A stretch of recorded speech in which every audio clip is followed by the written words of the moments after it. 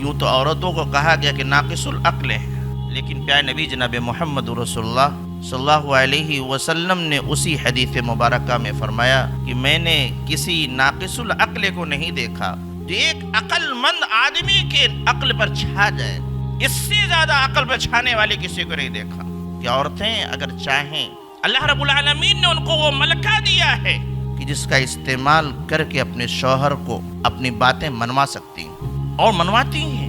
دنیاوی معاملات میں، لین دین میں، خریدنا ہے، فروخت کرنا، آنا ہے، جانا ہے، ملنا ہے، فلاں ہے، اس کے لیے منواتی ہیں وہ۔ لیکن معاملہ یہ ہے کہ ہم دنیاوی معاملات میں اپنی بات کو منوانے کے لیے تمام تر حربے استعمال کرتے ہیں، لیکن وہی شوہر نماز نہیں پڑھتا، وہی شوہر نشہ کر رہا ہے، وہی شوہر دین سے دور ہے، دین کے معاملے میں اپنی بات کو منوانے کے لیے اللہ رب العالمین نے جو ملکہ عورت کو دیا اس کا استعمال نہیں کر پا رہی۔